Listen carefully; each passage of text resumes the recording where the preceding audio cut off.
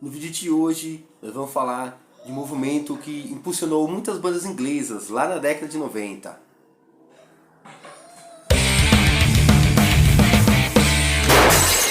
Coincidências do rock. Como eu disse na chamada, a década de 90 representou o auge, do rock para muitas bandas lá na Inglaterra. Isso porque foi a década onde se deu início, ao movimento chamado de Britpop, ou seja, música popular inglesa. Vale lembrar que a cada década o rock passava por algumas transformações, Surgiam novos estilos. A década de 90, lá na América, nos Estados Unidos, representou o início do movimento grunge. O Britpop dá pra gente comparar com esse estilo, A única diferença é que, em se tratando de grunge, todas as bandas, que estavam emergindo eram provindas de Seattle. Mas, em se tratando de Britpop, a única semelhança é que as bandas eram inglesas, mas vinham de lugares diferentes e nem os seus sons se assemelhavam. Vale lembrar que algumas dessas bandas, surgidas com o movimento Britpop, os seus principais discos estão inseridos aqui, nesse livro. 1000 discos para ouvir antes de morrer. Claro que se a gente for falar de todas essas bandas, o vídeo ficaria muito longo. Mas eu resolvi dividir o vídeo em duas partes. No vídeo de hoje vou falar especificamente de uma banda que teve uma discografia relativamente curta. Gravou apenas 4 discos de estúdio. Estou falando do The Verve. The Verve, que surgiu em Wigan, na Inglaterra, no ano de 1989. Formada por Richard Ashcroft no vocal e guitarra, Nick McCabe na outra guitarra, Simon Jones no baixo e Peter Salisbury na bateria. Em 92, a banda consegue lançar o primeiro trabalho, intitulado apenas de Verve EP, mas foi um trabalho que infelizmente não chegou no Brasil naquela época, E aí, em 93, a banda consegue lançar o primeiro disco oficial, chamado de A Storm in Heaven, destacando 2 músicas, Blue e Slide Away.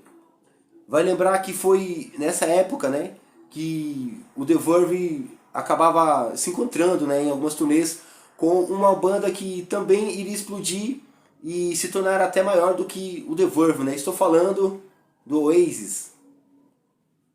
E aí, em 95, a banda lança o segundo disco, Another Soul, com destaque e sucesso muito maior que os trabalhos anteriores, Tendo como singles as músicas This Is Music, On Your Own e History. Vale lembrar que, apesar da ótima qualidade do disco, a essa altura o Britpop já estava ficando cada vez mais forte. Isso fez com que algumas outras bandas acabassem surgindo e involuntariamente rivalizassem com o The Verve.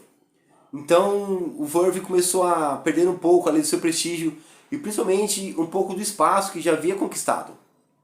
1997 foi o ano mais importante na carreira da banda. Isso porque foi o ano em que a banda finalmente conheceu o auge, mas ao mesmo tempo o seu fim também.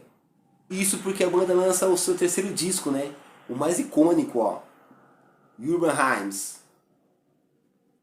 Sucesso absoluto, com vendas multiplatinadas e a banda fazendo shows em arenas cada vez mais lotadas, arrebatando fãs ao redor do mundo. O sucesso do disco se deve exclusivamente à sua sonoridade, Totalmente diferente dos discos anteriores, com presença marcante de violinos em diversas músicas. Vai destacar aqui as músicas Lucky Man, Sonnet, The Drugs Don't Work, que ao mesmo tempo é uma música autobiográfica, Fala ali do período em que Richard estava atolado no uso de heroína e ao mesmo tempo uma homenagem ao seu pai que havia falecido. E a música Bittersweet Symphony, que além de representar toda a conturbação que a banda atravessava, foi a música que mais foi tocada. Mick Jagger acabou acusando a banda de plágio, né? Dizendo que eles samplearam a música Last Time. E principalmente usaram indevidamente o termo Bittersweet. Isso fez com que a banda perdesse todos os direitos, né, sobre a música. Então, naturalmente, os royalties pela execução da música foram todos para Mick Jagger e o empresário da banda naquela época, Alan Klein. Diz a história que a expressão Bittersweet havia sido criada lá na década de 70 por jornalistas americanos, né, a fim de definir o som do cantor James Taylor, onde eram músicas doces, né, folks, mas ao mesmo tempo suas letras eram muito melancólicas, expressando o período duro em que ele teve alguns problemas com as drogas, principalmente a heroína. Como eu mencionei a respeito do sucesso mundial, né, do disco, o guitarrista Nick McCabe havia saído, né, no fim da turnê do disco A Northern Soul, mas Richard acabou o convencendo a voltar. Ele voltou, gravou o disco, mas o clima, né, entre os membros da banda já não era mais o mesmo, né? Tanto é que aqui na capa do disco, Nick McCabe é o único que está olhando na direção contrária. E o produtor Chris Potter chegou a fazer referências, né, a respeito da música The Drugs Don't Work, dizendo que foi a melhor música e o melhor vocal que ele já havia gravado na vida. Urban Hymns, o disco mais famoso e mais icônico da discografia do The Verve. O desgaste provocado por brigas internas e dizem que pelo próprio sucesso, a banda e os fãs viram de perto ali o fim chegando, né? Isso fez com que em abril de 99 oficialmente o The Verve anunciasse o seu fim. Então, com a dissolução, né, da banda, o vocalista Richard seguiu para uma carreira solo bem sucedida.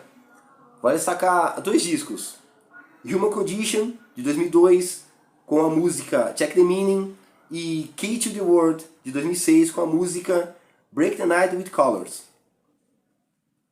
Em 2004 foi lançado uma coletânea, né, intitulada This Is Music, de The Singles, de 92 a 98, com 2 músicas inéditas, This Could Be My Moment e Monte Carlo.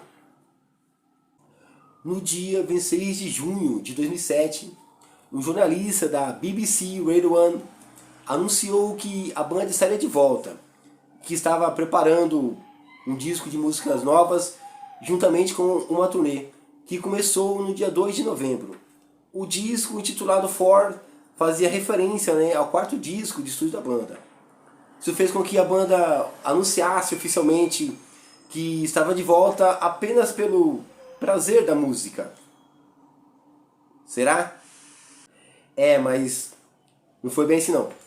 Porque apenas 10 meses depois, né, do lançamento do disco, que aliás teve boa repercussão, foi muito elogiado, né, pela crítica e pelos fãs, em abril de 2008, o guitarrista Nick McCabe anuncia oficialmente o fim das atividades do The Verve.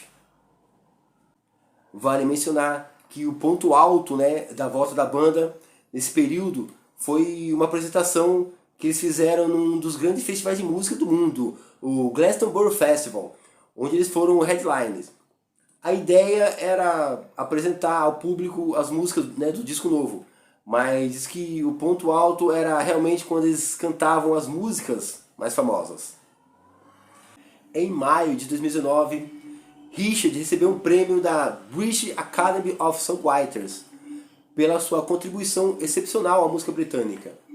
Chris Martin, vocalista e líder do Coldplay, chegou a citá-lo como o melhor cantor do mundo. Pessoal, por hoje é só isso. Esse foi o nosso vídeo para a gente falar do The Verve, né? Banda que surgiu ali com o movimento Britpop. No vídeo que vem nós vamos falar sobre uma outra banda que surgiu também no Britpop, mas que se tornou ainda maior. Espero que eu tenha contribuído para o conhecimento de vocês. Eu vou ficando por aqui e a gente se encontra no próximo vídeo.